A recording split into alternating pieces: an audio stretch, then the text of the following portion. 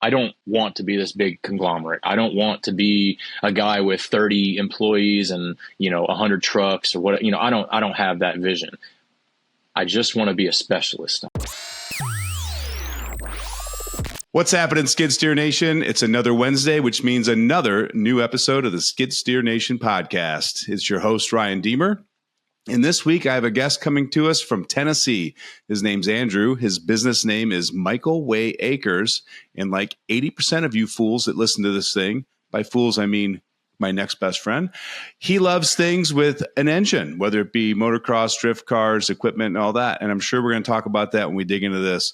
Before I introduce Andrew to the show, I want to remind all of you that this is brought to you by skidsteernation.com. It's your home for high-quality American-made attachments. Quality over price every time, guys. I tell you this all the time, but buy attachments that last. You'll see a massive ROI increase.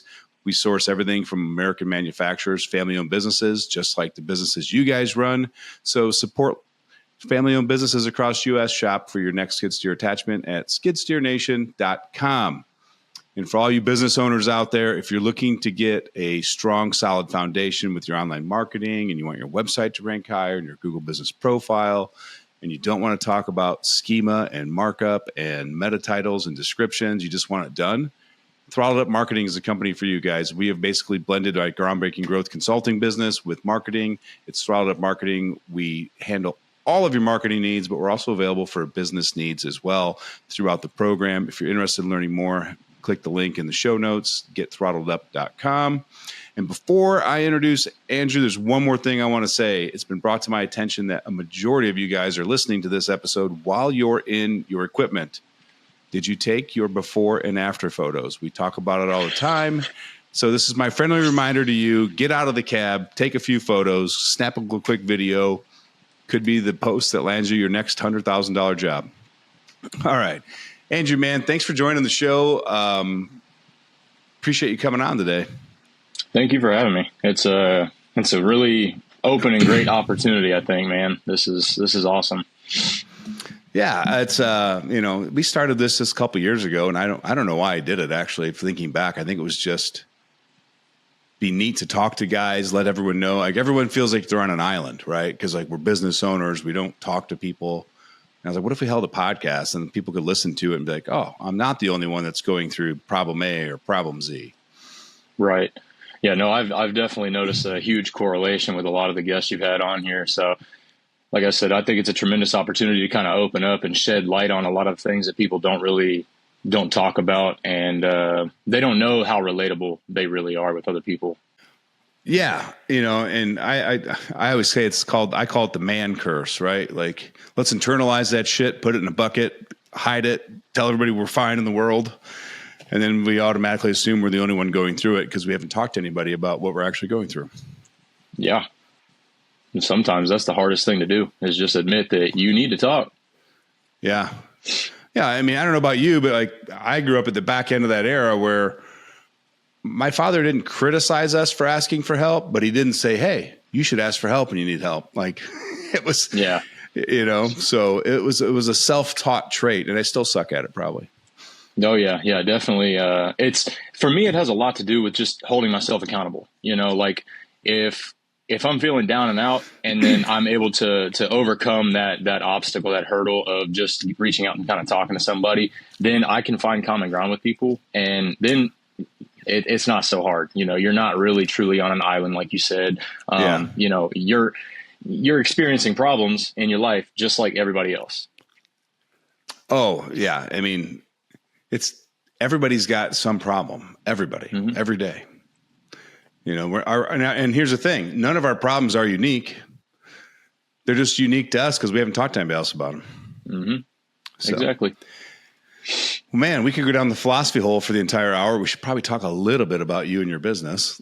Yeah, no, you're going to have to keep me on track for sure because I've got a pen, paper, and my iPad right here. So we'll have to keep this on track because I can talk.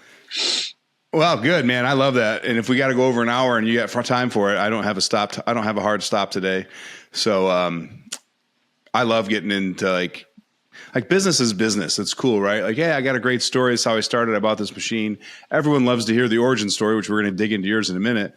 But it's like, it's the 6 inches between the ears that makes a bad business owner or a good business owner. It's nothing to do with the equipment or whatever else. So I love it when guys study and get into that and understand it, because I could talk about it for hours.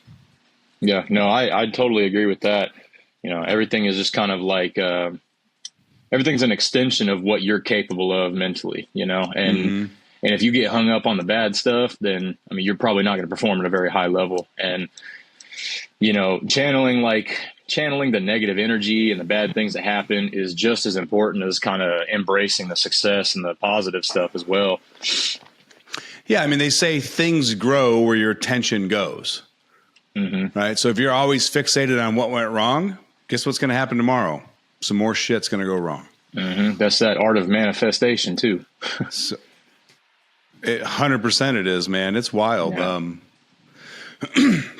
You know, and even like you think about it as a business owner, you know, you guys offer multiple services, but there's one service that you really want to do a lot of. So when you talk to people or you post on Facebook, it's always about one specific service. And you're like, man, we've been doing a ton of like land clearing or septic. I'm like, yeah, because that's where your attention goes. So everything's flowing back to the thing that your attention's at. 100%. So it works good. Yeah. It works for positive and negative thoughts too. No, I saw an instant ROI on that at the very beginning of this season, because you know, I kind of started honing in on some more things and started allocating a little bit more attention to one specific type of service, and I'd be damned if I didn't get loaded up with that service. So yeah, you know, it comes. You just got to work for it. You do, you know, and you know, I always tell, and guys that always call me when they schedule a call through this, they're always like, yeah, you always say the riches are in the niches, or you got to niche down. I just don't know how to do it. And I'm like, just talk about it. That's pretty simple. Yeah,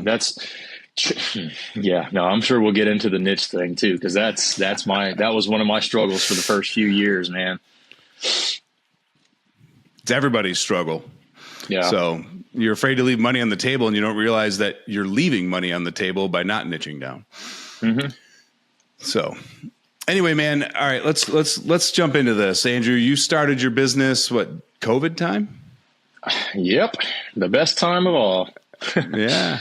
Yeah, it was kind of like one of those do or die moments for me. A lot changed. I'm a retired diesel technician. I was certified through Clark Power Services to work on Detroit diesel engines and stuff. I did that for about 5 years. COVID came about and kind of disrupted that whole feng shui that I had going on. We had our life on track for what we had intended on, and everything was good. But then COVID struck and some things got weird. I ended up leaving, retiring, and I was going to use my 401k to start a business. Times were way too rough for all that, so I did it on the side, and I thugged it out. You know, I did a couple jobs that I didn't really like, just kind of testing the waters, keeping money flowing, and then I ended up like really kind of doing some internal searching, I guess. And I was like, man, you know, I love automotive. I love diesel. I love working on stuff. I love being resourceful. I've been doing this for other people for so long.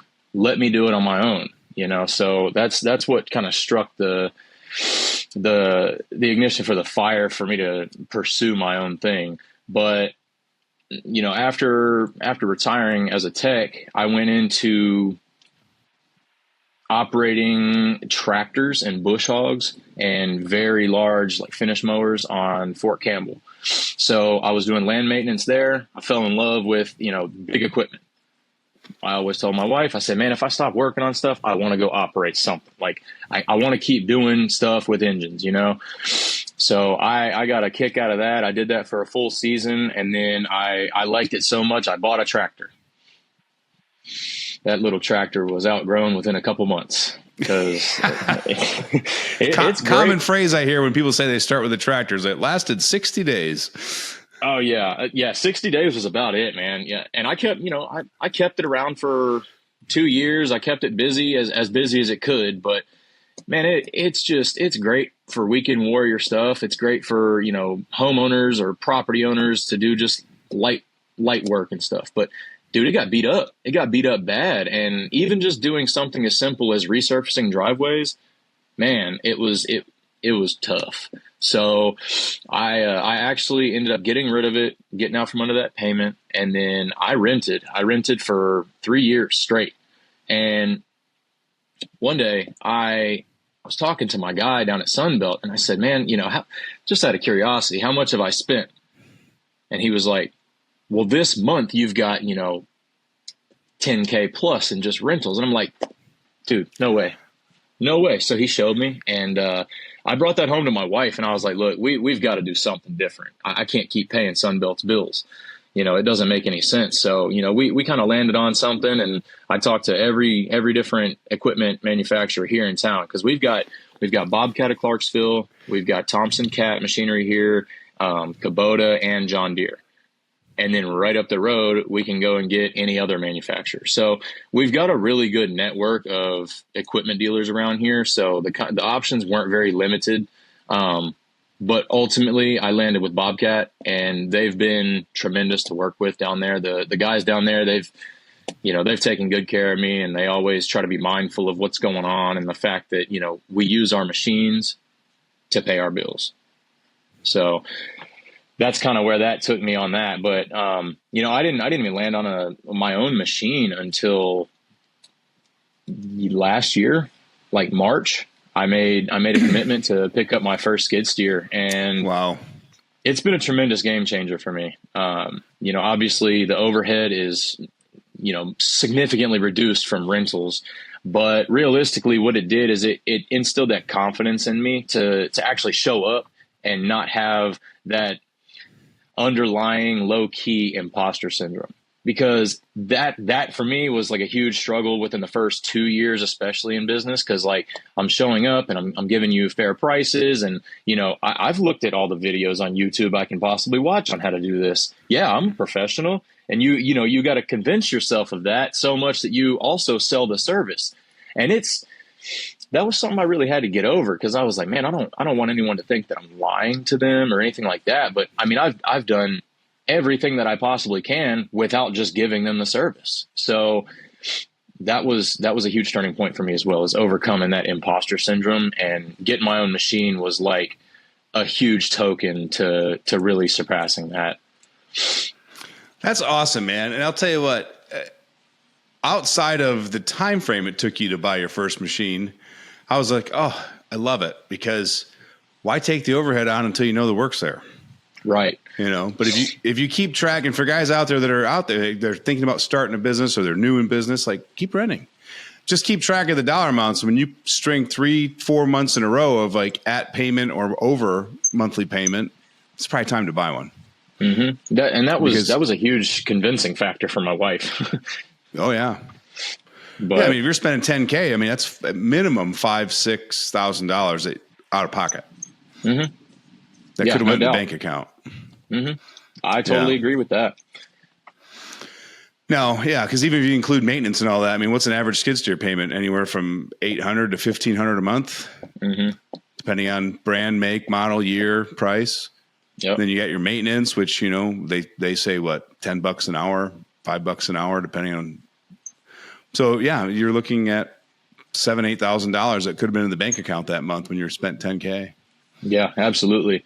And another driving factor behind that was, my wife, we've been together. We were best friends in high school. So she knew me kind of like in my very immature stages, in my college days, and then also growing into, a certified technician, and then moving into pursuing my own thing. So she's seen, that optimal growth, and how she can trust in me. She can trust in whenever I invest in myself, I'm going to perform, and that's one thing that I've always done, because I don't come from anything really. No one's ever given me handouts or anything. And I feel like that's served me as a huge advantage, because when my back's against the wall, okay, this is familiar territory. I'm just going to perform. It's no one's going to save me. No one's going to come out here and do it for me.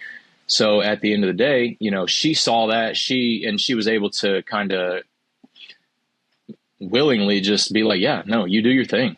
you've given me plenty enough justification. I trust you. I trust you to lead our family in the right direction. And, you've always taken care of me just like you said you would. And here we are, man. She's still hanging on tight. That's awesome. That's so cool. So with the tractor and then all the rentals and stuff, like what did you find yourself, like what kind of work did you find yourself doing the most of in your area?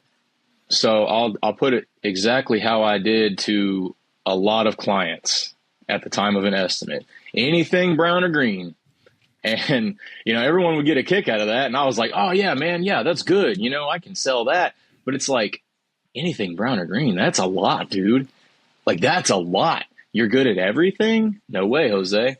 So, Right. that's that. I did that for, a few years with the rentals and stuff. And I kind of also took that as an opportunity to feel out which machines I liked operating the best, which one was going to be most efficient for the kind of work that I like doing. And, what can I operate and say, you know what, I had a fun day doing that. And I originally landed on an excavator, but the universality of a skid steer was just, it was, it's super hard to match. And I was very well versed in driveways and stuff already. So it just kind of fell in my lap with the opportunity. The price was right. Everything was good. The guys down at Bobcat supported it. And, we communicated extremely heavily in the very beginning stages of the sale and stuff like that. So, ultimately, like I said, I landed on a skid steer and it's been a total game changer. But most of the work that I was doing, I ended up linking up with a general contractor who had previously been running a fairly successful landscaping venture. But he moved into general contracting and I was serving as a sub for him. And one of the 3 years that I was working with him, I had 7 or 8 employees working for me, and we were throwing up retaining walls. We were doing hardscapes. We were doing, big landscape projects and stuff, decorative rock installs and stuff. A lot of French drains too. I did a lot of French drains, whether it was with guys or by myself, did a lot of those. But ultimately, I didn't find a whole lot of passion in doing that. Like landscaping work, planting plants and installing your rocks and stuff just doesn't get me going. It doesn't spark any interest for me. Now, grading, dirt work, clearing, site prep, things like that, I'm all for it. But during that duration, I was doing a lot of landscaping work just to kind of keep the workflow going. And then that also came with a level of scrutiny that made me super uncomfortable because, where this guy is serving as a GC, I get that he's got deadlines to meet and whatnot. And, the communication with the client is tough for him. But a lot of times he would come down on me like super strict. And I'm like, man, I'm doing the absolute best that I can. You see my guys out here working. It's all hot and stuff. Everyone's dirty, nasty. Like everyone's working really hard, but the level of scrutiny and the microscopic micromanaging and stuff was just overwhelming. And it actually kind of panned out how I guess it should have, because the following year, nobody wanted to come back to work. Oh, So, really? yeah. And I mean, fair enough. It's hot. It's hot out here in the summer. It's rough and it's not for everybody. And they did great for the season that they worked with me, but I don't think their heart was in it. And like I said, I don't hold hard feelings against nobody. It's tough out here. And that's kind of where I've gravitated more toward a niche service or niche services, I should say, but just me and my machine. Just, I want to be recognized as someone who's just very in tune with the machine and capable of using it for pretty much anything that it can do. And that's kind of, it's an odd business model, I think, but that's kind of what my business model is as well. Just kind of, I don't think it's odd at all. And I would guess eventually there's a lot more guys like you in the industry across the United States than there are not. Yeah. Whether it be by choice or not by choice, I think you see a lot more solo operators than, they'd rather be a solo operator than have a guy or a retired guy they can call in part-time to help on a project here or there, but not have full-time employees. And I know guys that make very, very good livings that way. Right. Yeah. I've seen, I've seen a lucrative return on it. And like I said, I've been able to provide for my family just being a solo operator just fine. And, it heavily reduces the amount of stress when you don't have six guys and their personal problems coming to you all the time. I'm all for kind of giving back to the community and taking care of people where I can, and kind of affording whatever opportunities I have to offer. But I just kind of reached a point to where I couldn't justify taking such a risk on what I've built just for people to ghost me or throw it in my face, or whatever the issue may be. And I'm not saying that it's everybody out there. There's great guys out there that really do want to work, but I think a lot of it is it's correlated back to the manifestation idea. And I don't want to be this big conglomerate. I don't want to be a guy with 30 employees and 100 trucks or what. I don't have that vision. I just want to be a specialist. I want to be the guy who people call on for a specialty service, and I hold a good reputation. Word of mouth is always positive, and that's kind of how it's always been since I was a kid. I didn't have a whole lot of role models, and especially male role models in my life. So I kind of took reference from other avenues. So I would see how people were doing bad and try to reverse that. I don't need to be like that. They're not doing what I want to do in life, so let me not even tinker with what they've got going on. And it's been a constant struggle and constant kind of uphill battle, because every so often you got to reestablish your boundaries with people and stuff. And not everyone likes that, because it doesn't always mean it's in their benefit. 100%, man. 100%. Boundary work was the most difficult work I ever did, and the most rewarding. Yeah. Oh, no doubt. Yeah. It served me it served me better than my work ethic. I'll put it that way. Yeah. No, I don't know how you do it, but the way I was taught to do boundary work was basically draw a target on a piece of paper with all the rings and then the bullseye in the middle. So you'd have 5 or 6 rings, and then go through your list of people and figure out what ring they're in. And then each ring has limits, a boundary, right? So the bullseye, family, close, obviously family, and then maybe a couple close friends. And I mean, a couple, not a lot. Mm-hmm. The people you would do anything for, even if you're I don't know, but you need it. All right, I'm in. And then, and the way that the guy taught me to do it was do it by money.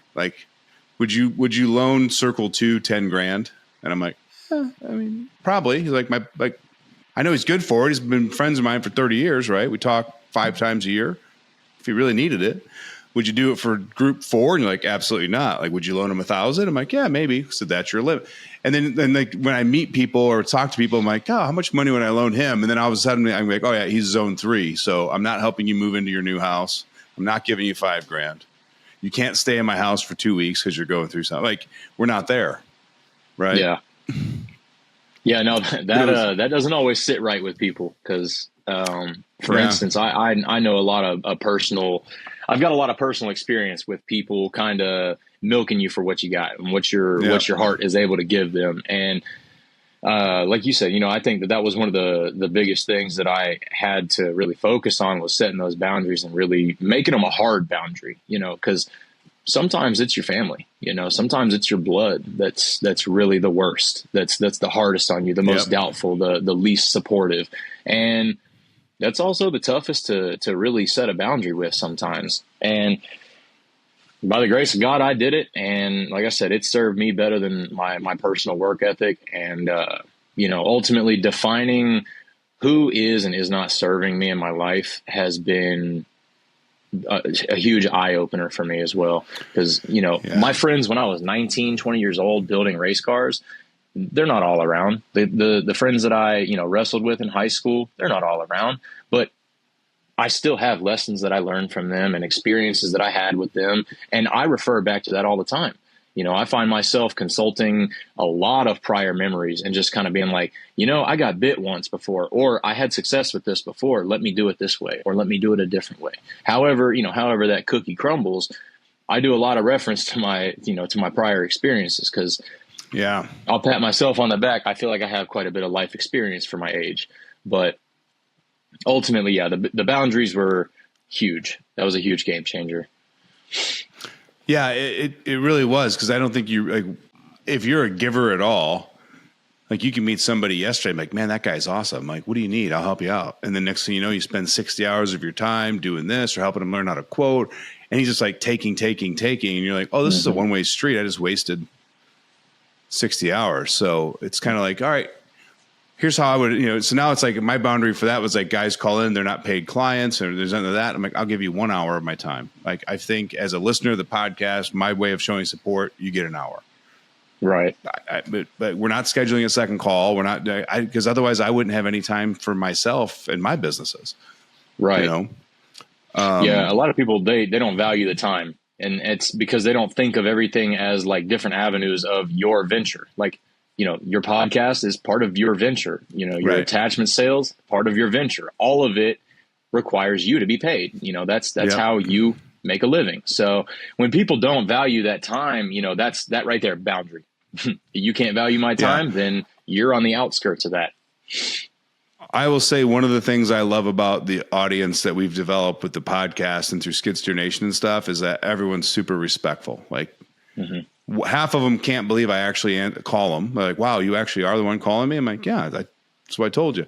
And then they're always like, well, we're getting close to the hour. I want to respect your time. It's a cool niche to be a part of, the excavating world. Cause like everyone's blue-blooded, hardworking, and like nothing was given to us. So I thoroughly enjoy working with people in the excavation industry and being part of it. Yeah, no, I think you're doing a great thing. And I think you're opening up doors for a lot of people who like we previously discussed, like they feel as if they're not really able to discuss the problems they go through. Because they feel like, they're just deserted. They feel like it's just them going through it or something. But no, I think the respect comes in because we're all going through the same stuff. And once we kind of open our eyes up a little bit, it's easier to relax. Yeah. It is. And like, it doesn't matter how big you get your business, you're going to have the same problems just on a grander scale. Right. Like, so you as a one-man operator, if your machine breaks down, you're like, damn, $5,000 bill, like bites you in the ass. You hate it.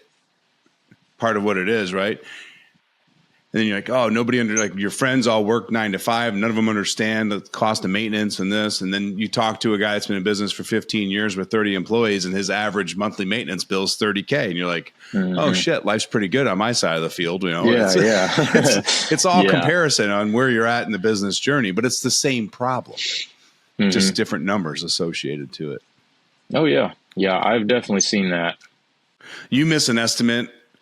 And, I always tell the guys in residential, I'm like, you get that shit dialed in tight because you switch over to the commercial world, you're off 5%. That, it gets real wide, real fast when you're bidding $100,000, $200,000, $500,000 jobs and you miss an estimate by, 5% on a driveway. You're like, man, was over on material, whatever. Do that on a 5-acre lot and see how much money you're over, like on material. Yeah, no.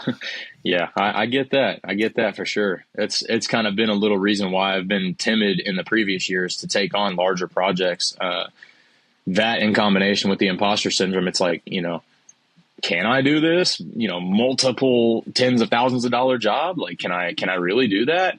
And then you get to it and it's like, oh, I'm just doing the same thing that I do on a daily basis, just bigger, So, and I think for me, I get that pressure. I get the pressure from a larger project, a larger job. And it's like, okay, so you're doing the same thing that you already know how to do. Just do it at a higher level. That's it. These people are paying more money. So give them more of your service. So that's kind of the principle that I've tried to carry in to kind of kick myself in the butt to really perform on a larger scale project. Yeah. And I don't know how to word this properly without coming off demeaning, but the guys that struggle with the larger projects and they're always worried about doing it right or making the client happy and all that, I'm like, man, you're finding self-worth in how other people tell you did a job. Like knock it off. Like your self-worth is not attached to how this job goes. And emotions. A lot of people will associate their emotions so heavily with work. And it's like, when you're running a business, especially this kind of business, you cannot act on your emotions because it's not going to go right for you. You know, every day is not going to be 100% correct. So if you can't get a wrangle on your emotions and just face the facts of what's going on, you're going to have a real tough time doing this. Yeah. I tell everybody all the time, like, get acclimated to giving yourself 3 to 5 minutes to have whatever emotional attachment you have to any problem or being pissed off, screaming. But that doesn't move forward after that, right? So like, give yourself that space because you can't just say, okay, I'm not going to react at all, because then you're bottling it up. It's going to come out somewhere else bigger. Give yourself a time frame. Like, it would be 5 minutes, 15. If you got to start with 15 minutes, whatever. But when that clock hits 15 minutes, be like, all right, I'm done bitching about it. How are we going to go fix it? Like, get it out of your system and then look forward. Yeah, absolutely. No, I think that's extremely effective. Yeah. And the more you do it, the less time you'll actually need for that. Like, you might only need 3 minutes. You just be like, guys, I'm going to need 3 minutes. I'll be back. Get it out. Like, all right, how are we going to, all right, what's the new plan to move forward? We'll forward with all this. Right. So, I love this stuff. I could talk this stuff all day, man.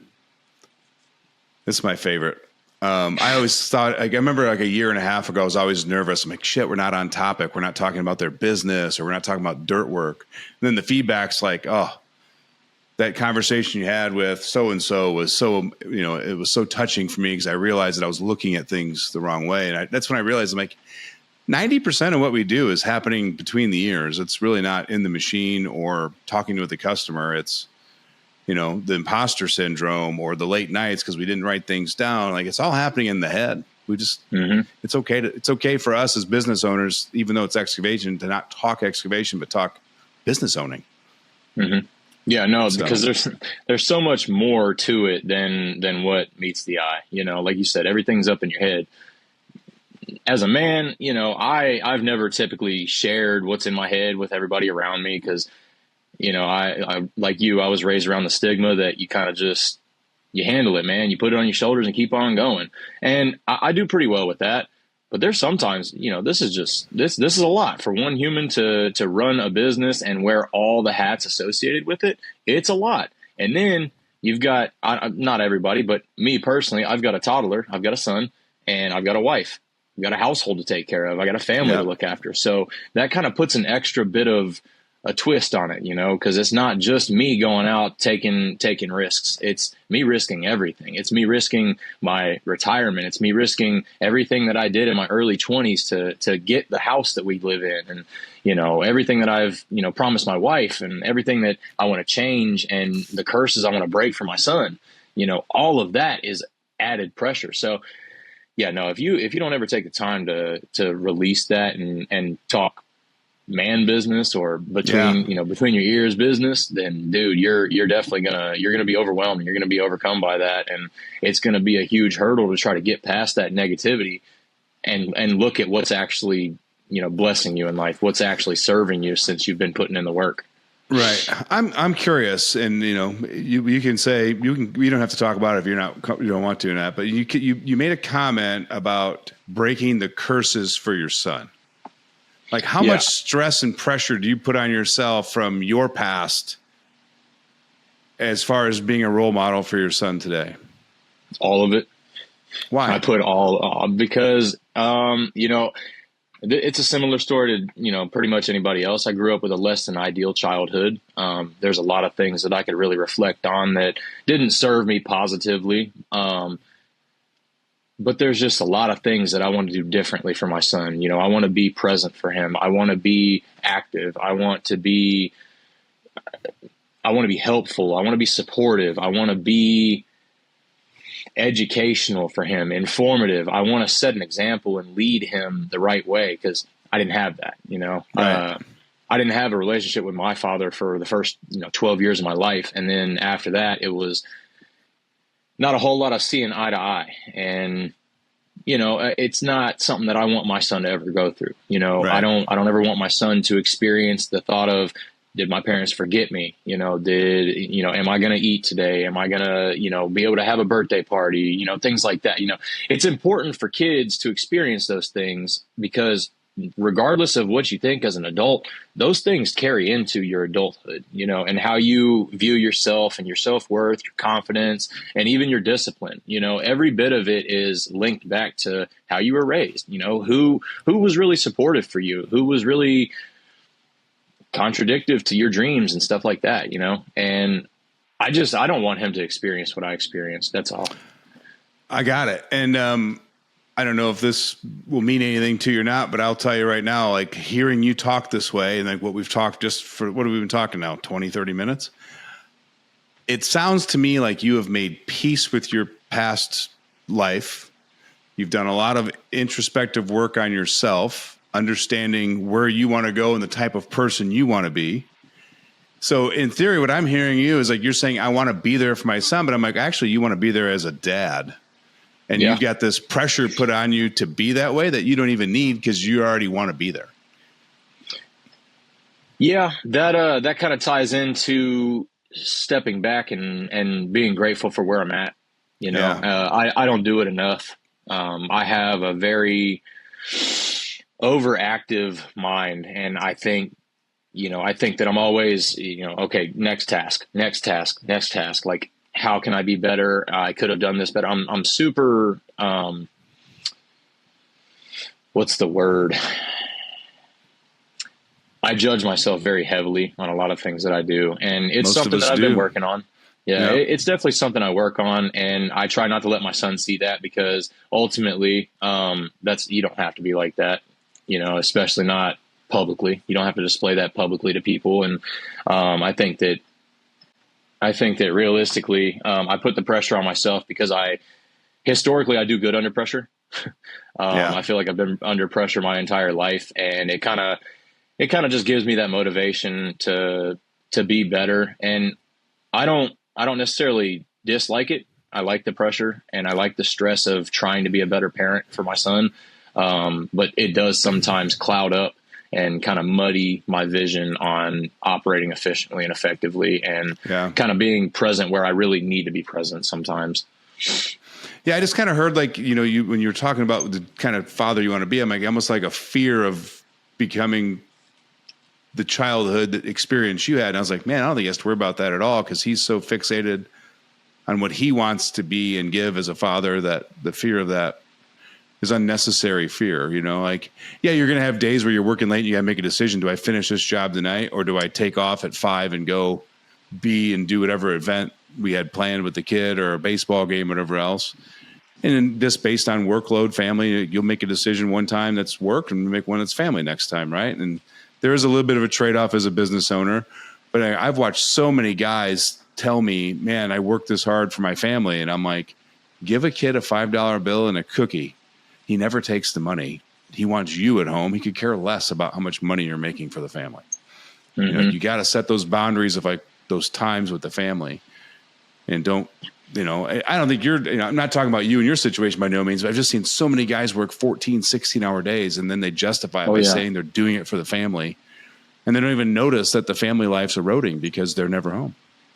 Yeah, no, I heavily appreciate the recognition on that.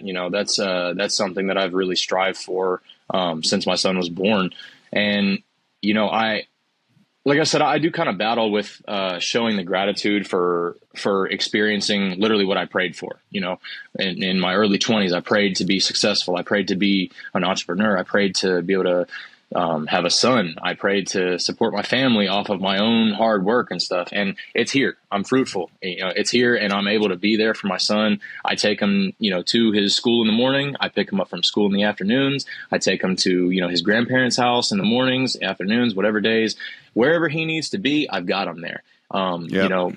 Just a few weeks ago, my wife's car broke down. I had to, I was playing family chauffeur. I was able to do that. It's a lot of re-gearing my mentality of thinking to myself like, oh, well, I gotta take her to work. I gotta take him to school. No.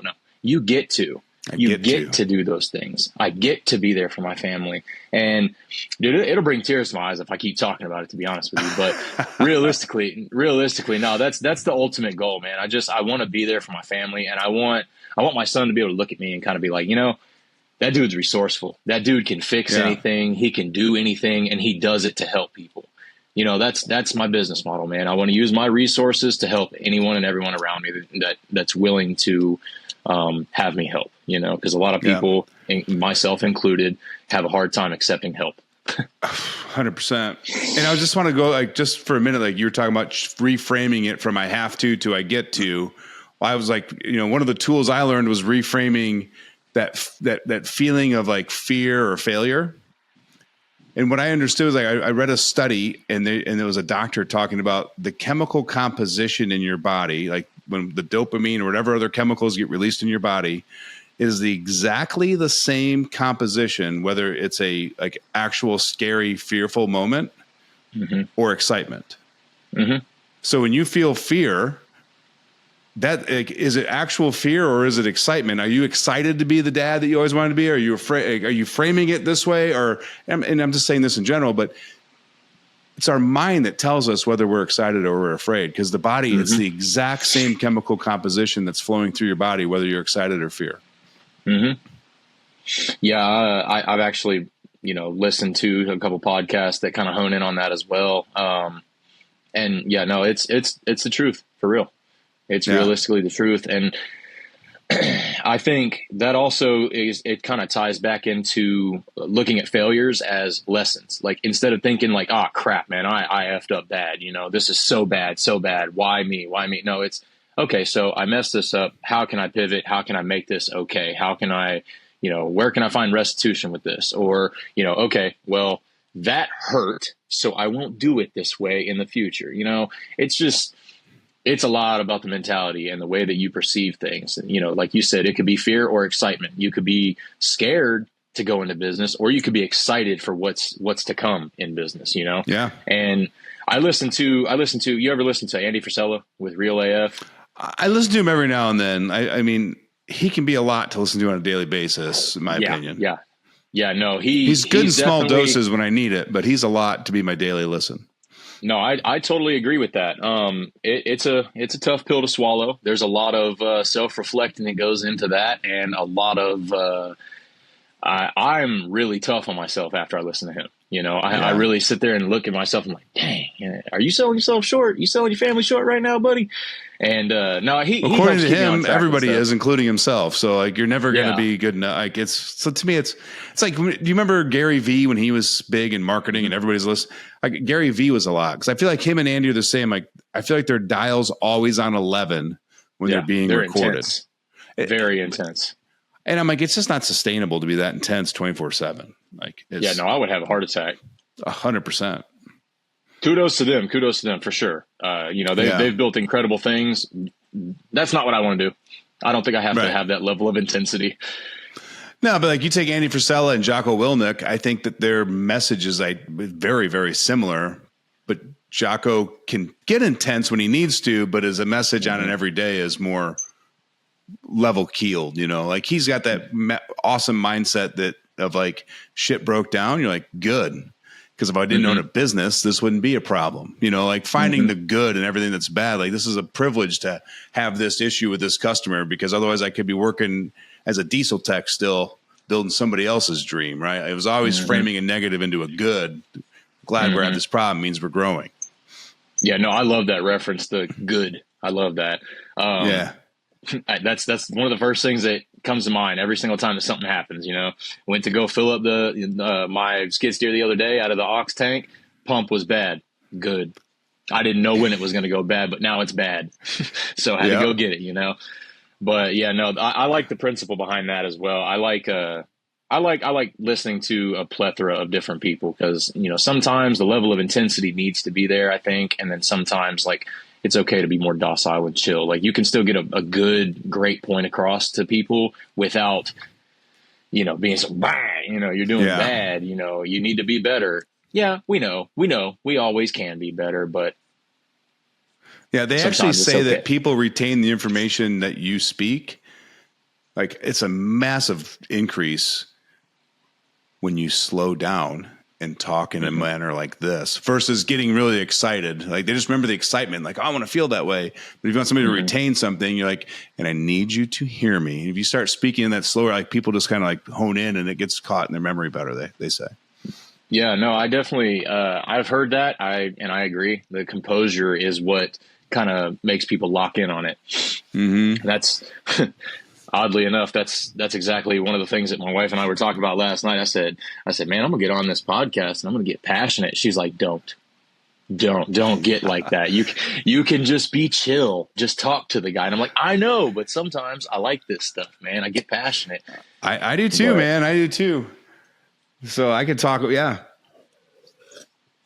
And I love introducing. I don't want to call it teaching, right? Because you're really not teaching anything. You're really introducing people to things. So I find like when I'm on client calls and stuff like that, and we talk about something that they're not very familiar with, that's when I have to take a deep breath so I can talk in a slower manner because I get really excited. I'm like, oh, badass. We get to dig into this topic today. Yeah, that's my wife has to hang on every night, pretty much. She got to hang on to my stories because I'm like, oh, yeah, no, I saw, Let's Dig 18. He's got a big project going on YouTube, blah, blah, blah. Like, I try to talk to her about everything. I don't have a huge circle of people that want to hear about that stuff, so she gets the brunt end of it. And she takes it like a champ, though. She knows a lot about equipment now. Yeah. And it's, business ownership stuff because let's be honest, the vast majority of us out there don't run in a circle of all business owners, and like for me to go out and have like our guys night, because we start guys night in September, we'll pick one night a week where we just go out and just hang out. And it's like 4 or 5 guys. I still can't talk too much about business because if I get into the weeds, they just go like, I get that blank look and they go, well, you're good at what you do. You'll figure it out. Yeah, it don't matter how quiet or passionate you talk. Some people check out. Well, they're just like, we're talking a foreign language to them as far as like business ownership because they've never done it. Yeah, I have some friends who are supportive, and they they try to pitch ideas to me and stuff, and I'm like, buddy, if only you knew that just will not work. Right. And then I feel like when things like that come about, they're like, oh, well, I don't really even want to talk to you about business anyways, and I'm like, well, I'll talk to you about business or my family. So that's what you got. Well, I mean, yeah, like my friends are really supportive. Like they're my biggest cheerleaders. But when I'm in the weeds or like trying to work through something, it's like in the business, I can't call them up and go, hey, let me run this by you. Cause they're just like, I have nothing even as a reference, So that's what I'm saying. It gets tough.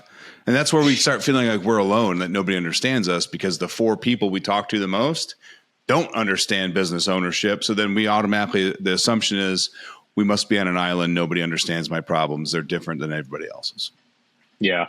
Yeah. I think it's extremely important to, like, for me personally, I've been in the past 2 years, especially, I've been really trying to gravitate toward kind of changing my circle to where the people who are around me, like I said before, are serving me better in a way. And I don't mean that in just like a servitude type way, but like serving my goals, contributing to my overall positivity in my life and stuff. Like I've just been gravitating toward people that have a better mentality, a better mindset, and they have goals. When you get stuck around a group of people that don't have goals, well, then you don't have goals, or at least you're going to have a really troublesome time staying locked in on those goals because you're a sum of the people you surround yourself with. And I truly believe that, as I have left several different levels of my life and, set boundaries with people, kind of taking that bullseye dartboard, whatever, and really kind of figured out who I wouldn't lend $100 to. Right. So absolutely. And the scary part about that is that we can regress if we don't stay cognitive as far as who we're hanging out with and talking with. Absolutely. And sometimes they'll even, they'll try to creep back in too. So you really you got to stay vigilant about it sometimes too. Yeah, absolutely. Yeah. Cause I used to own bars and restaurants. So you can't imagine how many people always wanted to like talk, call, hang out.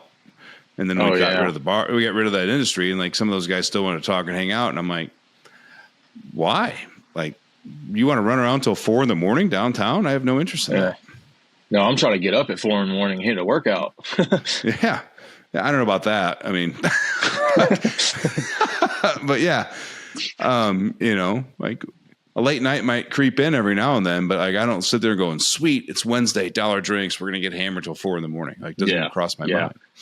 It's kind of like these weird guys moves. still do it. I'm like, you're not 21 anymore, man. Like, what are you doing? Mm-hmm. Yeah. No, sometimes that frontal lobe has to develop, and you've got to kind of like start readdressing what you got going on in life. You know, some people, they always say that it happens early.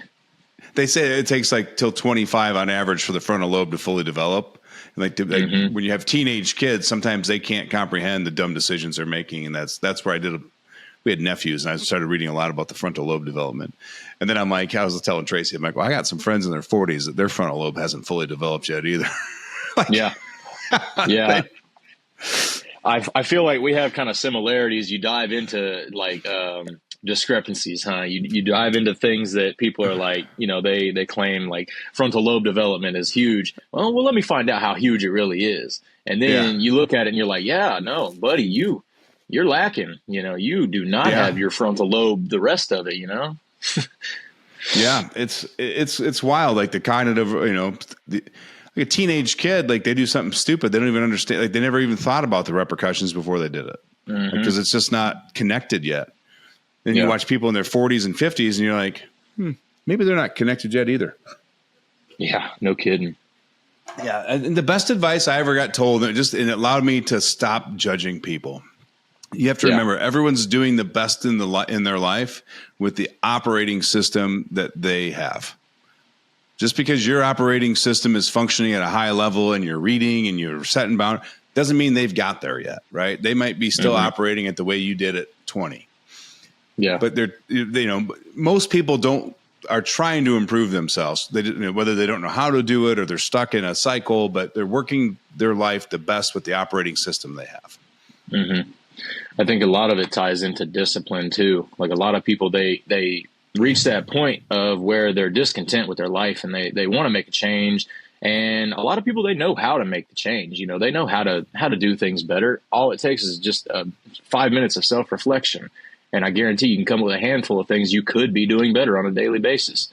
Yeah. And I think a lot of people, that's really challenging to look on the inside and take accountability for that. Like, hey man, you are robbing yourself of potential. You don't have to be firing on, 10 cylinders all the time, but you could be doing better, Yeah, absolutely. Yeah. And I mean, discipline, I think, is as long as the world's been around, like discipline's probably something that's hard to do for most people. But in the day's era, with all the distractions at your fingertips, it's gotten even harder. Oh yeah.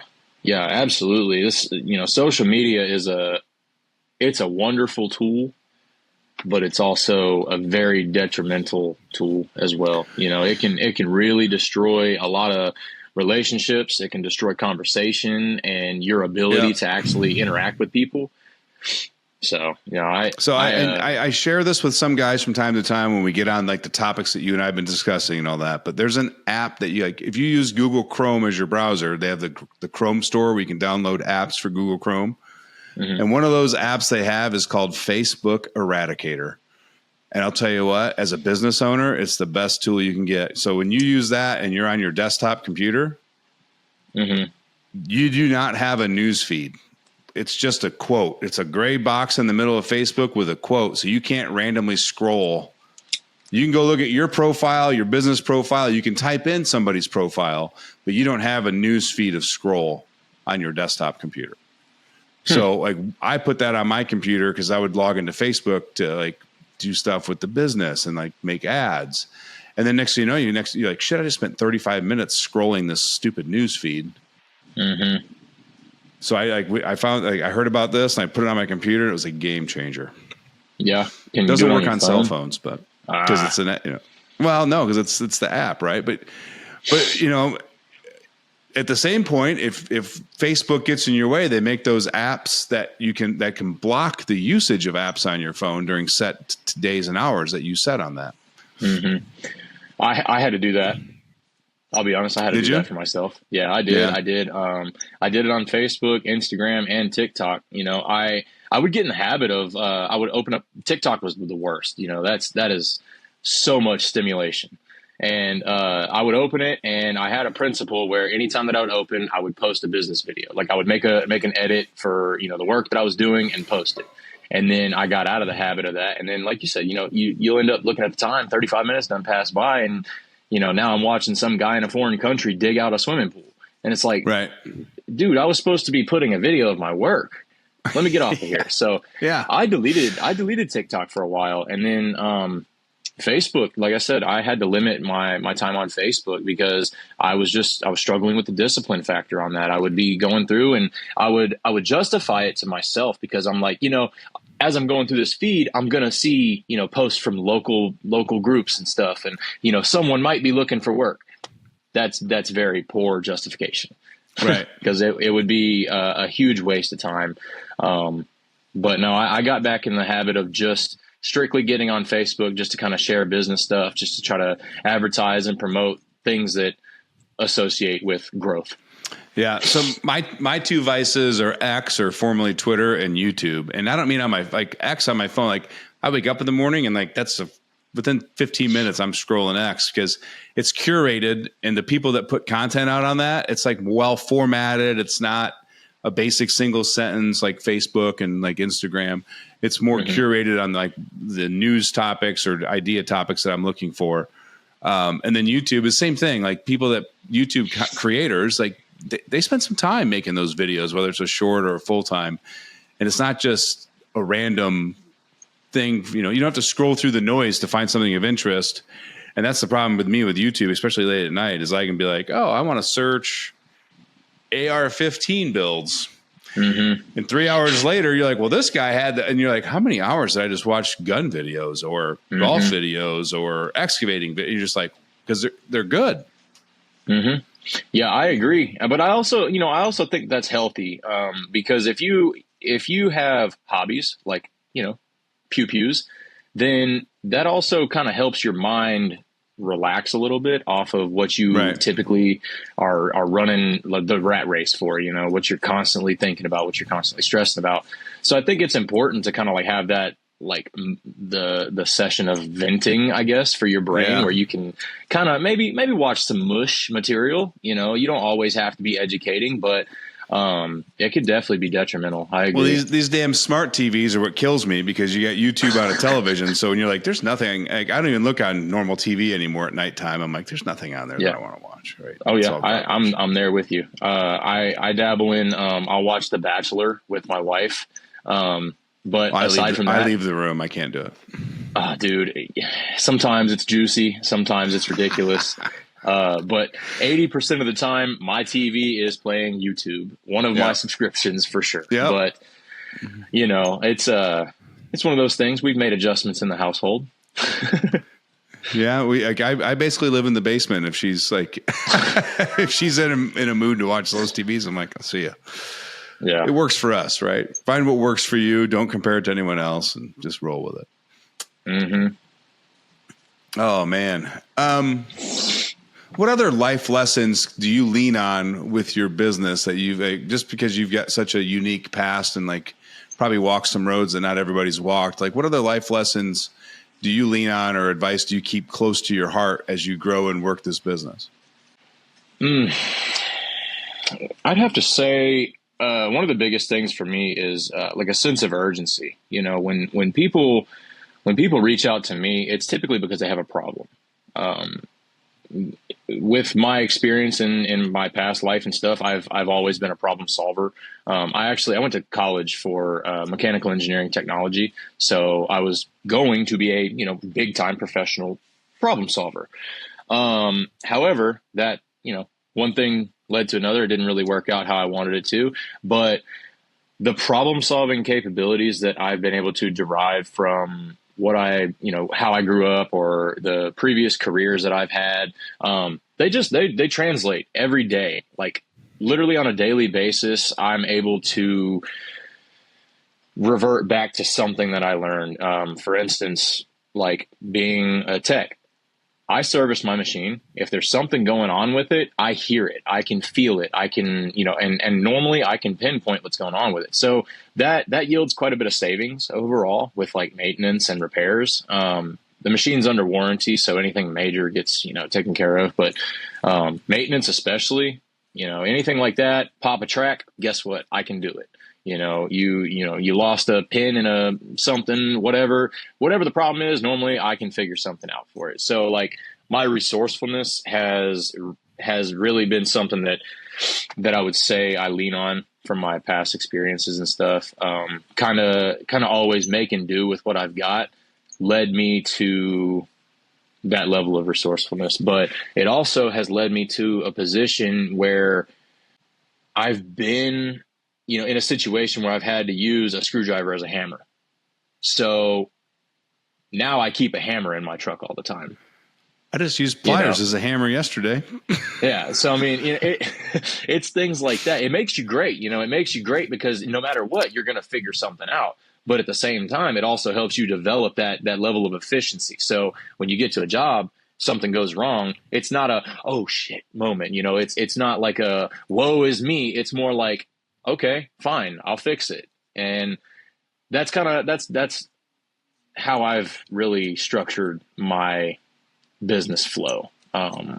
Just always trying to revert back to what I already know and just grow that. I've forgotten the original question you asked me on that one. You actually answered it, and then you got into being resourceful afterwards. But it was shit. I kind of forgot what it was now too. Listening to you talk. That's my problem, answered, man. I should have wrote it down. We're good. It was answered. So, what other life lessons have you leaned on? And what did you say? Another thing that's so leaning into the absence of male role models and stuff. That kind of gave me the motivation to figure things out for myself as well. Because there was a lot of things nobody taught me how to do. So I just had to figure it out. And that translated really, really well in the automotive field. And once I left the automotive field, I went to diesel and worked on big trucks and stuff. And I had to figure stuff out there. No, and my dad worked third shift, so like I had the male role model at home, just not during normal business hours as a kid, right? So you had to figure some things out on your own, or be rebellious with your mother. But I feel like kids of today, and again, as a non-parent, there's value to like letting them fail and figure some things out and not coddling. And you're seeing generations now where like their feelings get hurt with basic shit, and you're like, man, it's gonna be a tough life for you if this little comment throws off your Thursday. Wait till life hits you in 20 years. Like, Yeah, no. If you let some other person's words ruin your whole day, you've lost the day. You're gonna be in for a rude awakening, later on in life. Because like I can take school as an example of that. Like I was really, I don't know, blessed with a brain that understood school very easily, right? And I didn't have to study hard. I could throw a 7-page report together the night before from midnight to 6 a.m. and get an A on it. So, I actually kind of taught myself how to procrastinate. And my parents, all they cared about was the outcome. They didn't care about the process, right? So I never got taught the process. And I struggled with that all through my 20s and even in my 30s of like, if I didn't have that pressure of the deadline and I didn't, all right, I got to start it right now in order to finish it. Like, so I struggle with that a lot, and I still struggle with it to a point sometimes. Because I know I don't need to start early. Yeah. I can relate to that a lot. Something that I've done to try to counter that is like increasing my urgency. So for instance, instead of procrastinating on a lot of things, I hold the principle, if it takes less than a minute, just do it. Yeah. Trash get a little bit full. 5 minutes, right? If it's less than 5 minutes, just do it. But yeah, you're a better man than me. 5 minutes is a long time to sacrifice out of my day. Well, but again, if it takes you 5 minutes to call a customer back on your lunch break, just do it. Why wait till after work, right? Like, yeah. Yeah, no, I agree with that. Especially even if they don't answer, I think that it's still a respectable and commendable thing on their part. Like they'll look at that and be like, "Oh wow, he was actually really prompt. He was trying to get a hold of me as soon as possible." So I've been teaching everybody that I work with, especially, I mean, Samsung has the same function and functionality, but on the iPhone, if you go into your settings, click General, click Keyboard, there's one thing there called text replacement. And you can actually type like a sentence or a paragraph or whatever. So that's called the phrase. And then you've got the replacement word. So like I taught my guy Austin, because he's like, yeah, I miss the phone calls all day long because I'm busy working. And he's a one-man show. Mm-hmm. And I said, just go in there and say, hey, this is Austin with XYZ company. Sorry, I missed your call. I'm out in the field working today. Would it be okay if I called you after this evening when we're done working on this project? So he wrote that into the text replacement, and then we set it up. So all he has to do is type PPP, and that whole paragraph will populate, and he can send it on the fly. Yeah, that's very intuitive. I like that a lot. So I've got it set up for all my calendar links too, right? Because like it's all website domain links. I'm like, I can't remember all those. So, but like again, like for you guys, like especially one man show, like communication's key. The faster you can connect with them, the better. So if somebody finds you, calls you, and you don't answer, do they wait for you to call back, or do they move on to the next company? Probably moving on to the next company. Probably moving on. But if they get a text message from you right away that says, hey, I am working on a project today. Would it be okay if I call you this evening? Mm-hmm. There's a high probability they stop looking for another contractor. Yeah. Yeah, I agree. And I've seen that happen several times for me. Especially like even if I'm a little bit late to the draw, like an hour or two past the missed call and voicemail and stuff. As long as I touch back with them, you know, a lot of times whenever I actually show up to do an estimate, the biggest complaint is like, yeah, no, I called these people and they just didn't even show up. They never showed up. It's so common. And I don't, you know, I tell them all the time, well, I don't understand, because if I don't show up, I can't solve your problem. If I can't solve your problem, I can't make money. If I can't make money, I can't support my family. So I'm going to show up. And the trades business is the easiest thing. If you can break into it and start getting a little bit of a reputation, it's the easiest. Trades are the easiest way to make money, because the competition, 80% of them do that. Mm-hmm. You've got some that are really, really good, and like they've got shit dialed in. You're like, man, I aspire to be like them. But most of the guys, it's crazy that you spend all this money. I always say $250,000 in truck, trailer, and equipment to not call people back and to not go show up for an estimate. Baffles me. Always will. Mm-hmm. Hey, if you got it like that, you can afford to not have the money to cover your setup and stuff. That's fine with me. I'll take the jobs, but I don't understand how people just refuse to connect with people. I don't get it. You know, they reach out. I'm busy. I don't have time to do that project anyway, so I'm not even going to take the call or call them back. That's probably what it is. Disrespectful. That's just as disrespectful as a homeowner or a client ghosting you after you send them an estimate. You know. Oh, and how pissed off do you get that they don't even call to tell you no? Exactly. And it's like, or you reach out, you reach back out to them a week after you send the estimate. They don't respond. They feel the same way when you just don't show up. Yeah.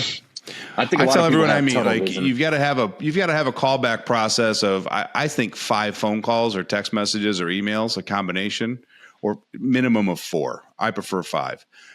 You provide an estimate to somebody, they, like you, have a family, kids, a job, and you keep calling them. They might just be busy. Like maybe their parents are sick, or the kids at a baseball, like, and they just haven't, like, if it's something that they want, it's completely different than if they need, right? Septic's backed up, they're calling you back right now. Mm-hmm. You know, but if it's to like clear a back piece of the property because they want to build something for their kids, that's a want, not a need. Mm-hmm. You know, like, oh, okay, cool, I got his estimate. Oh shit, we got to leave for the travel baseball tournament tomorrow. I'll take care of that next week. Mm-hmm. And then next week, like, oh, the big project at work is due. I'll call him later. And they just like we do with things, right? Mm-hmm. So I always say it's your responsibility to call that person or text them 5 times. And at 5 times, you can quit. But more sales will happen between the 4th and 5th call than they will the 1st and 2nd. Guaranteed. Yeah. Mm-hmm. I typically touch base with people, and luckily I have a pretty decent closing rate, so I don't really have to continue reaching back out a whole lot. But like I'll reach out 3 or 4 times maximum normally, and within those those few times, normally I get a pretty good response, whether it's an approval or declination or, whatever, they might just be like, it's a little more expensive than we thought. We're just going to wait a little while. Just anything, a lot of times when we send out estimates, we forget that we're providing estimates for real people. Like you said, everyone's got real lives going on. They've got things going on too. So, sometimes they need to be reminded. Sometimes they need to be hounded about it. Well, and sometimes you confuse them with your estimate and they feel stupid and they don't want to call you back. Yeah. I've seen that too. We use technical jargon. We don't speak in clear, plain English because it's, it's just like if you went and got a quote from an IT guy to wire your whole house and he talked in IT talk, you'd be like, I feel like an idiot. Yeah. Right. Be like, just give him a thumbs up. Right. But but if you're like, schedule 40 pipe with CA6 rock, this much for this price, they're like, I don't know what CA6 is and I don't know what schedule 40 pipe is. Mm-hmm. Right. Like, why would they? If, Yep. Yeah. Communication is something else that I've also tried to hone in on as well. Cause, being that I've identified that I kind of want to stay a smaller operation, be a solo operator and stuff, I have to make sure that my communication is not just there, but it's effective and prevalent. So I try to make sure that if there's any sort of questions that can be asked at the time of an estimate or even preliminary questions, I try to make sure that I get like a story outline of what they're actually envisioning, because a lot of what I do is custom work. It's not always, just straight to the point, cut and dry, like just go resurface this driveway. Sometimes it's, hey, I want to create this access point, in a remote portion of my property, and then I want it to open up over here. So you have to have a clear vision of what they're wanting, and the communication it's of the utmost importance, I think. And it all boils down to really asking the questions before, during, and even after, Yep. No, 100%, man. And I always tell people, dig deeper. Like, what's the problem of the problem? What's the root problem? Because every problem that they tell you is the surface level problem.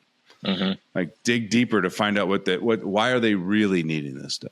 Mm-hmm. Yeah, I agree with that.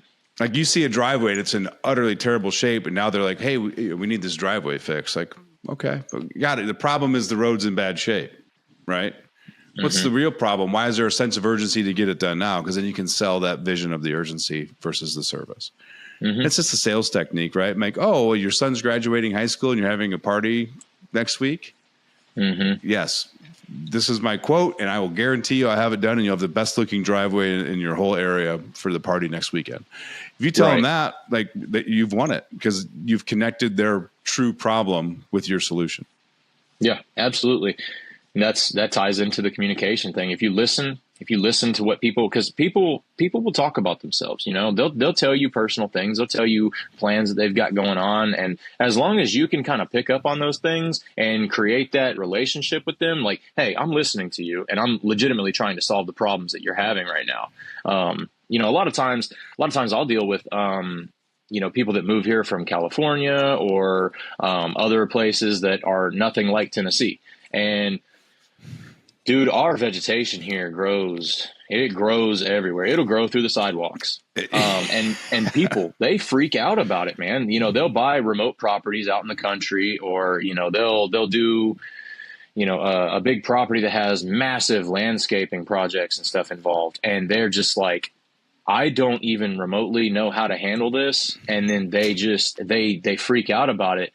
But if you can listen to what their problem is and accurately explain to them how you're going to solve that, dude, that wins more jobs, I think, than anything, in my opinion. So a lot of times it doesn't even boil down to what the price or the budget is.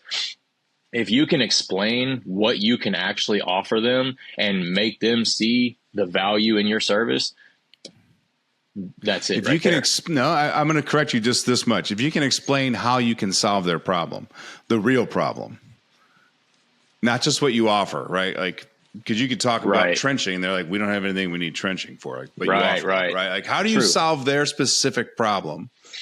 And like the story of the old man that wants a pond, and everyone's like, yeah, I can do your pond. And then the guy that listens to him finds out that he really could care less about having a pond. He wants to spend more time with his grandson. And he thought if he had a pond, his grandson could swim in, his daughter would bring him over more often. Mm-hmm. So now you're not selling a pond, you're selling a family oasis for the grandkids. That's what you're selling. Deep. That's deep. Right? I'm glad you corrected me. That's deep. But if you get into that, like, what's the problem of the problem of the problem? You know, like land clearing is a great one. Everyone's like, oh, yeah, we can clear that land. Like, but why are they clearing it? What problem are you solving? Right. Connect that problem to your solution, and they're not getting quotes from anyone else because you get it. You know exactly what they need or why they're doing it. Yeah. Yeah, I agree. That's a good correction there. Good correction. Yeah. I mean, you're spot on. Just a little phrase of word there in the middle above it. Oh, man. Dude, I feel like we barely scratched the surface. I know it. And I'm just like, shit, we're already an hour and a half into this thing.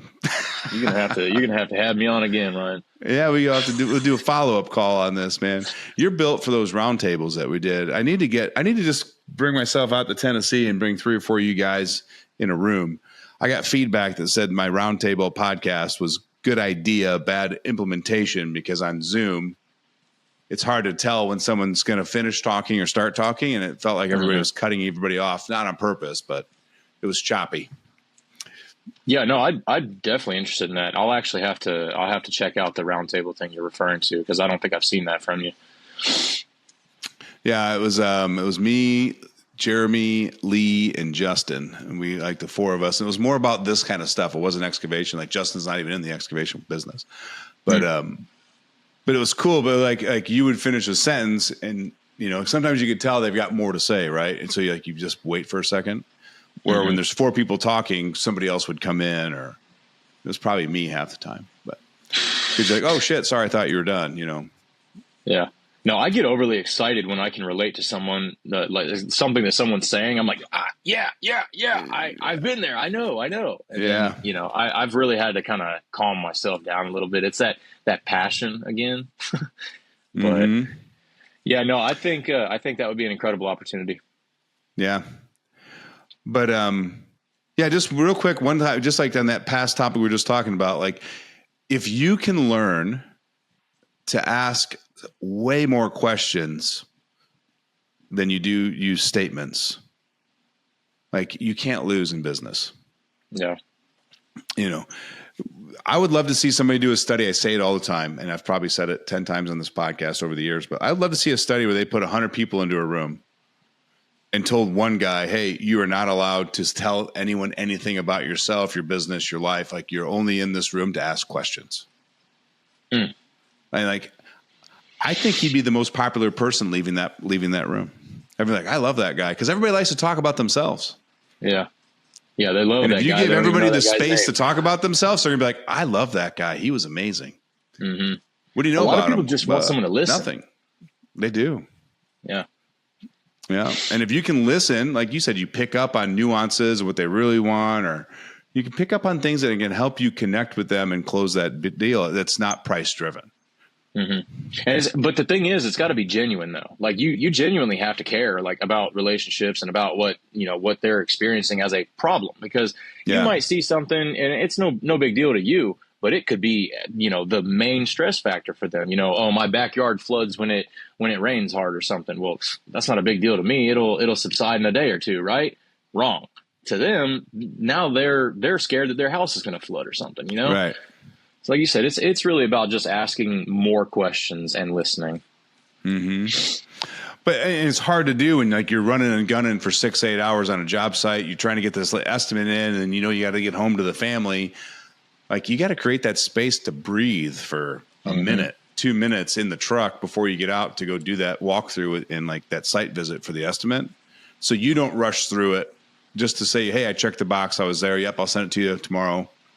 Because people feel that too. Yeah. People, they'll end up feeling like just another number. They're like, wow, he just couldn't wait to get out of here. He doesn't even care. Like, says he's seen it before and he can fix it. Like, yeah, you create a gap and a divide with people. I think you also ruin the opportunity for any sort of upsells, anything like, you could ask questions about, surrounding surrounding areas of the site for the project or something. Yeah, I'm a broken record on few topics, and I've said that twice now in this episode because we're on great conversation pieces. But the other one to me is like the hardest part of this industry is getting permission to step onto somebody's property. It's the hardest part.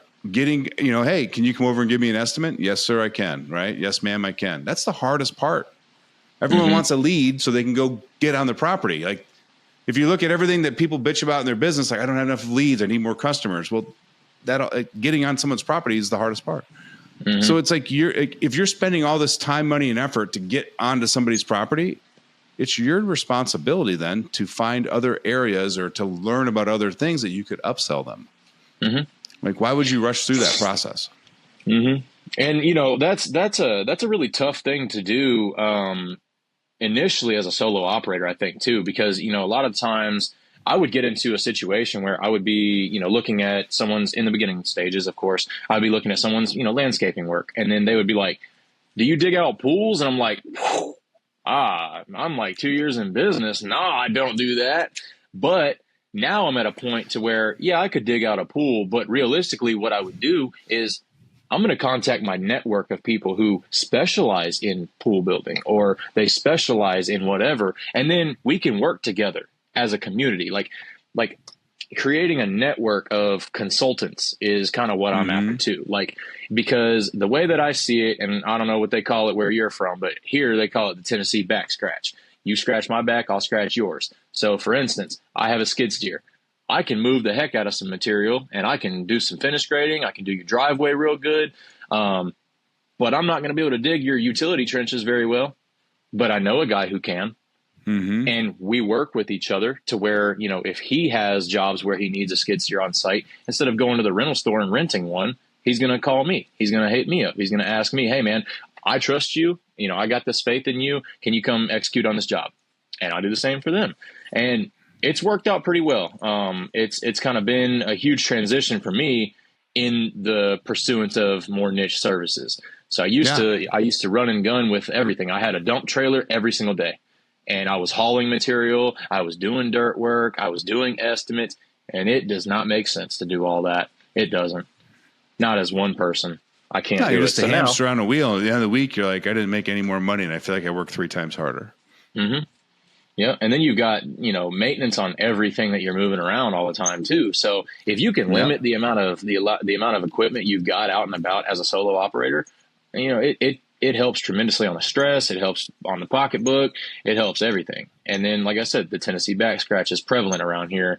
For some people, the market that I'm in is fairly saturated here. So it's challenging at times to stand out. But realistically, I think one of the great opportunities about the networking is that's a moment where I can stand out, because there's been a copious amount of times where I've been on a job and or an estimate, and they'll ask me about something and I don't provide that service. I've never done that service, but I know someone who can. So that right there alone sits well with a client at the time of an estimate. Like, okay, so he is a real deal problem solver.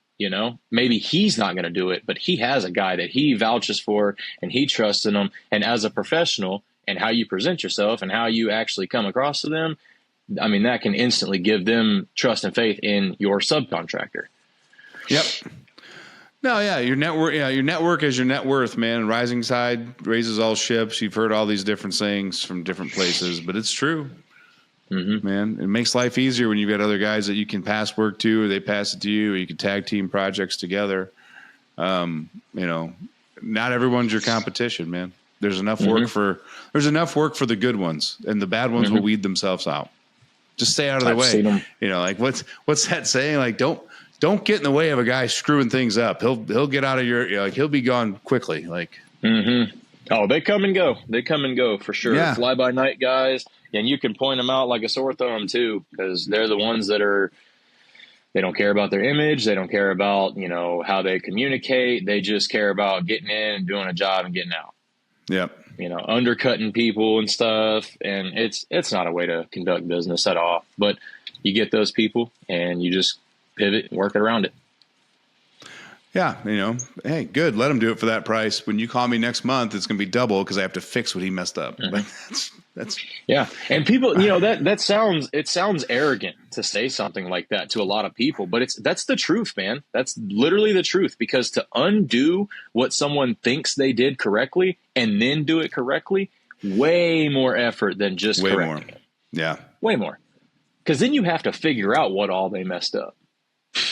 Yeah. So yeah, no, I've had my fair share of dealings with the fly-by-nighters. Hey man, you've been in business long enough. You're 5 years now. Everyone's had their fair share of those fly-by-nighters. Yeah, especially with employees. Means you're new. So yeah, right. Yeah, man. Well, man, Andrew, I can't thank you enough for taking time out and joining the podcast today. I love all the topics we talked about. It's refreshing for me to sometimes spend more time on the individual, like what we need to do as people to be successful, not only in business, but in life. And I think it's good. Today was a lot of good reminders for me on some things I need to start implementing back in my life, because it's easy to say, hard to practice sometimes. Things slip away. I think there's a ton of great advice for people listening today, but just about, I know, between the years and mindset and attitude and how we can incorporate that and become better business owners. So I truly appreciate your time today, man. Yeah, no, I really appreciate the opportunity to come on here. That's, like I said several times, it's kind of like an unorthodox business model, but my goal is to help people, man. I don't want to be a millionaire. I don't want to get rich off of people's problems, really. I want to be able to provide for my family, be a good man, husband, father, and kind of set an example of what can be done even as a regular guy. I'm a dad. I'm a dad before anything else, and then I'm a husband, and then I'm a business owner. I set my boundaries for my family and for myself, for my own sanity.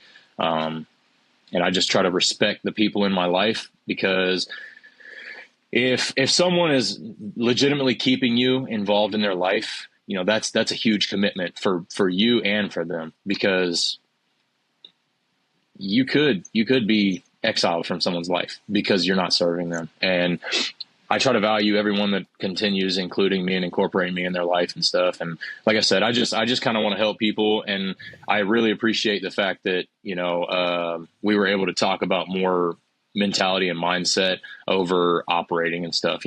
Everybody operates, we have that common denominator, but not everyone has that kind of affirmation that, hey man, you can do it. You can do it. You just gotta overcome some of the negativity, some of the thoughts that, people might be restricting or, constraining you or holding you back because they have doubts, whatever the case may be. Like, a lot of it is just mental, and it's a lot of mindset work. It's a ton of mindset work, man. Ton. Yeah, when I first owned my first bar, like I spent the first year and a half, I always worried about what all the other, because it was a district. There was like 12 or 15 bars in this little district. I was always worried about what all the other bars were doing. What are their specials? What events do they have going? I was like, shit, I'm spending 3 hours a day not focused on my business.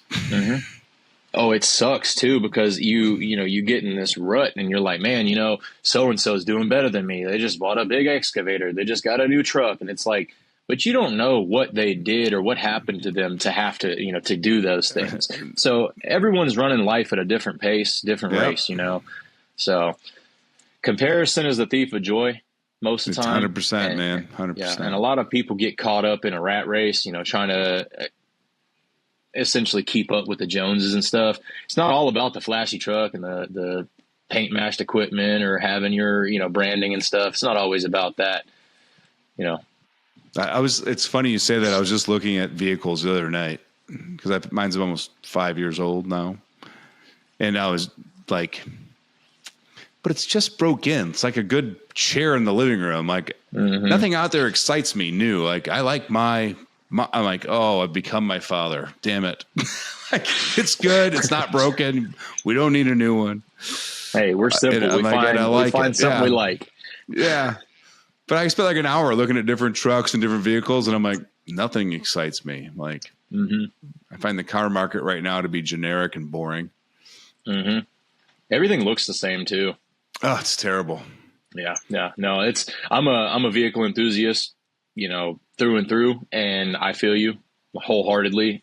Things are very, they lack creativity these days. Yeah, they're boring looking. Yeah. Especially the price tags they want on them, Yeah, we went car prospecting a couple weeks ago because my wife, like I said, we just had to do the head gaskets on her car, and we went car prospecting and super underwhelmed with everything, overwhelmed with the pricing, underwhelmed with the overall product. Yeah. Yeah, and like I don't really need like a Super Duty truck anymore. I could get by with a regular. But boy, I love how big the cabs are in those F-350s. And I'm just like, I don't know if I want to give that up, man. I'm 6'4", 260. I'm like, I get into a 1500 truck now. I'm like, how do you drive in this every day? It feels tight. Yeah, no, I'm not that big. You a big fella. I did not know that. Yeah. Yeah, you need a big truck, buddy. That's what you need one. That's what I tell myself too, man. That's what I tell myself. So, well, I agree with you. Awesome, man. Well, again, Andrew, I can't thank you enough for coming on the show. Guys, we're going to put a link to his Facebook profile, business, Michael Way Acres. You can check him out. Tell him thanks for coming on the show if you have any advice. And while you're checking things out, make sure you click that follow button on Apple Podcasts, subscribe on Spotify, and leave a review, quick 5 stars. You guys bitch all the time your customers don't leave reviews. Well, guess what? I'm bitching right now. None of you are leaving reviews. Not nearly enough reviews from me people that listen to this show. So help a brother out, man. Until next week, take your before and after photos. Every job. Take care.